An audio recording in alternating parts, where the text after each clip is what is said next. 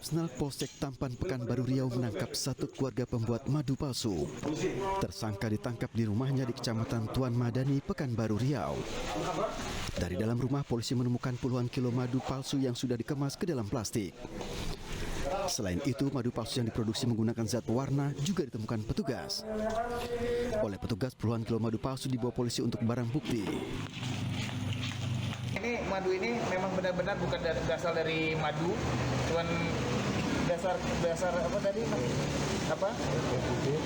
Karena dari air, kopi, asam sitrum dan pengembang kue.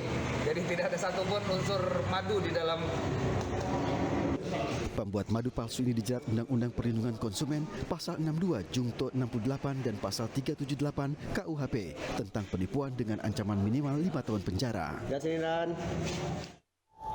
Hujan deras disertai angin kencang sore tadi menerjang wilayah Klaten, Jawa Tengah. Akibatnya sejumlah pohon dan tiang listrik roboh menimpa kendaraan.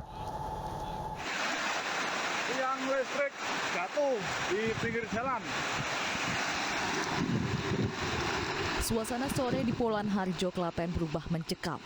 Hujan deras disertai angin kencang melanda sejumlah wilayah.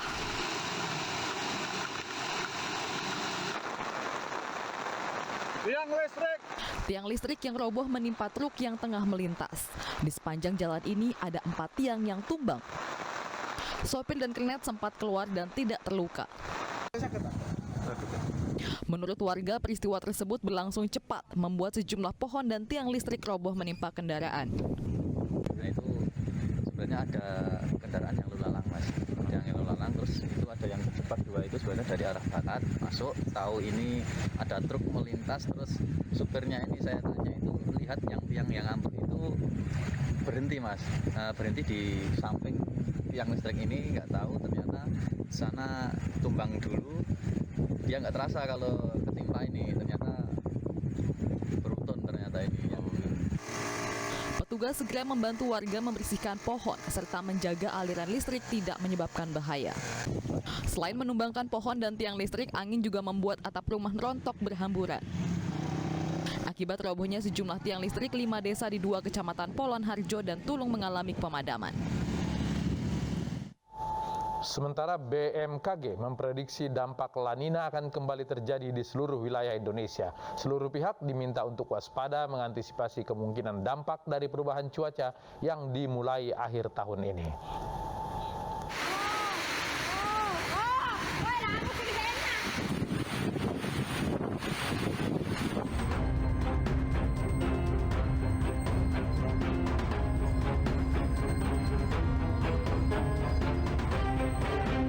Memasuki musim akhir tahun di bulan Oktober 2021, sejumlah peristiwa alam terjadi. Mulai dari peningkatan curah hujan, banjir, tanah longsor, hingga angin puting beliung melanda sejumlah wilayah di Indonesia. Tak hanya menghilangkan materi harta benda, bencana alam juga kerap memakan korban jiwa. Seiring dengan indikasi alam tersebut, masyarakat harus waspada akan peristiwa yang dapat terjadi sewaktu-waktu. Pemerintah melalui Badan Meteorologi, Klimatologi, dan Geofisika melakukan pemantauan terhadap perubahan iklim untuk diperingatkan kepada semua pihak. Memasuki perubahan musim, Kepala BMKG mengeluarkan peringatan tentang kesiapsiagaan menghadapi La Nina. Kami menyampaikan prediksi bahwa La Nina mulai terjadi di wilayah Indonesia, terutama dengan intensitas lemah sampai moderat. Peringatan yang dikeluarkan BMKG tersebut berdasarkan hasil monitoring yang dilakukan BMKG yang mendeteksi telah terjadi perubahan suhu permukaan laut di Samudra Pasifik Ekuator.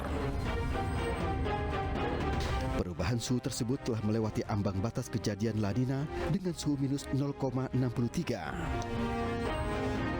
BMKG memprediksi La Nina akan terjadi hingga tahun 2022 dan puncaknya terjadi pada bulan Februari tahun 2022.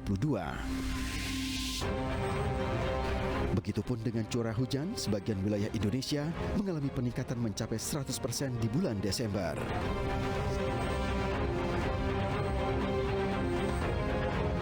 bulan Desember.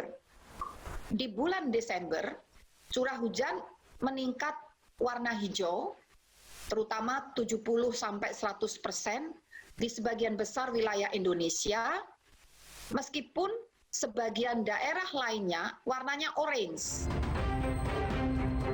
Peringatan cuaca oleh BMKG tersebut menjadi petunjuk bagi seluruh pihak tak terkecuali kepada pemerintah daerah di Indonesia untuk bergerak mengantisipasi kemungkinan adanya dampak dari perubahan iklim yang terjadi setiap tahunnya.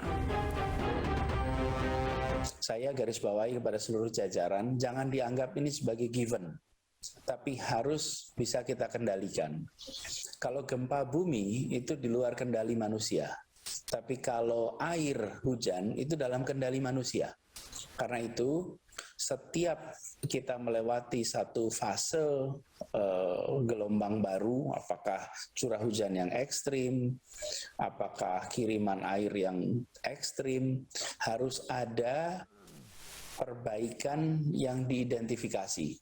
Siapkan jalur komunikasi yang terintegrasi antara KL terkait untuk mengefektifkan dan mempercepat koordinasi dan sinergi serta memonitor dan update perkembangan informasi terkait La Nina dan cuaca ekstrim dari sumber resmi BMKG. Peringatan BMKG akan prediksi perubahan cuaca ini merupakan bagian dari evaluasi La Nina yang terjadi pada tahun lalu, di mana curah hujan terjadi mencapai 70% lebih di atas normal. Prediksi tersebut menurut BMKG akan kembali terjadi lagi pada bulan November tahun ini. Seluruh pihak tak terkecuali masyarakat dan lembaga serta instansi terkait untuk saling waspada menghadapi perubahan cuaca yang dapat terjadi sewaktu-waktu.